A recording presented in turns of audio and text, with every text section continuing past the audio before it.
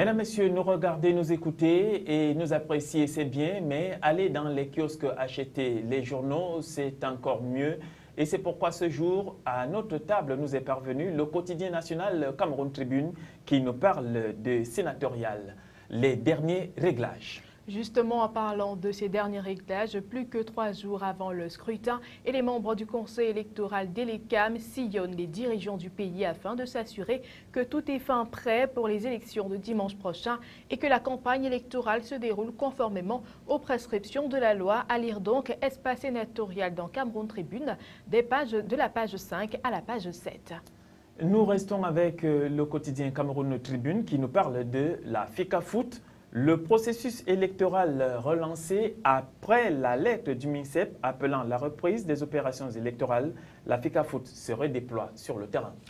On parle encore de sénatorial ce matin, c'est avec le quotidien Le Messager qui dit que le RDPC appelle à voter pour le SDF dans la région de l'Ouest. Jean Cueté, le secrétaire général du comité central, a donné la consigne de vote hier au cours d'une réunion qui s'est tenue à Bandjoun. Du côté de la Damawa, c'est dans le Grand Nord, on parle plutôt des camarades de Paul Biya qui lâchent l'UNDP. Les électeurs issus du RDPC ont reçu pour consigne de voter blanc, la plateforme qui lie le parti au pouvoir à la formation de Bello Bouba en Lambo. Toujours en politique, on parle des défections cette fois avec un chef Ewondo qui intègre les rangs du MRC. Sa Majesté Efa Biloa, chef coutumier d'Mvok-Beti, a claqué la porte du RDPC. L'information est à retrouver à la page 4 du quotidien Le Messager. Toujours dans Le Messager, parlant d'autres choses, laissons un peu la politique pour parler de santé publique cette fois-ci. Plus de 4 millions de Camerounais hypertendus, le chemin de croix de la guérison. Le Messager parle également d'insécurité ce jeudi avec l'insécurité dans la région de l'Est notamment. Les coupeurs de route défient le MINDEF. Edgar Alain Mobongo était en visite de travail dans la région lorsque ces gangsters ont sévi à Ngoura. L'information est à retrouver à la page 9. Alors que cette fois nous nous déportons à Mutation, le journal des Xavier Messé nous parle des sénatoriales. Jean Cueté appelle à voter le SDF. Mutation revient donc amplement sur cette information en précisant qu'au cours d'une réunion hier à Bandjoun, le secrétaire général du parti au pouvoir a invité les grands électeurs à élire la liste du Social Democratic Front à l'ouest. Pendant ce temps, dans la Damawa, Amadjoda Adjoudji prône le vote blanc au détriment de l'UNDP allié du RDPC. Démission, c'est toujours en politique. Le chef d'Mvok-Beti rejoint le parti de Kamto. Biloa Efa a quitté les rangs du RDPC hier pour le MRC.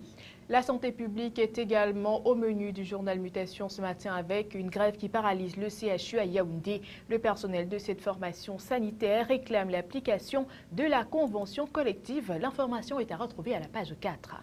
Nous déportons sur le détective à sa une qui parle aussi des sénatoriales 2013, enjeux et prospectives du scrutin du 14 avril.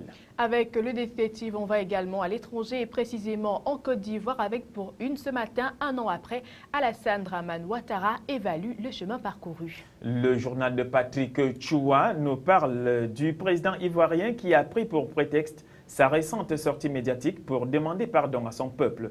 Envisageant l'avenir du pays avec optimisme, il fixe le cap de l'émergence de la Côte d'Ivoire d'ici 2020. On n'en finit plus de parler de crimes rituels dans la capitale du Cameroun. Donc, un nouveau gang démantelé par la gendarmerie à Yaoundé. L'information dans les plus amples détails est à retrouver à la page 2 du journal Le Détective. Le détective qui nous conduit de l'autre côté de nos frontières avec Aujourd'hui en France. Et on parle travail, santé, sport, politique. Mais à quel âge est-on vieux? That's the question. Le 15e salon des seniors s'ouvre aujourd'hui à Paris. Mais à qui s'adresse cet événement? Une autre question, à partir de quel âge devient-on vieux? Tout dépend de son mode de vie et de son état d'esprit. On va donc parler de sport également avec Aujourd'hui en France qui met à sa une Merci Paris. Le PSG a été éliminé hier soir de la Ligue des Champions, mais les Parisiens ont fait une nouvelle fois jeu égal avec le Barça, un but partout, et ils quittent la compétition avec les honneurs. La Tribune nous parle de paradis fiscaux, le grand tournant européen.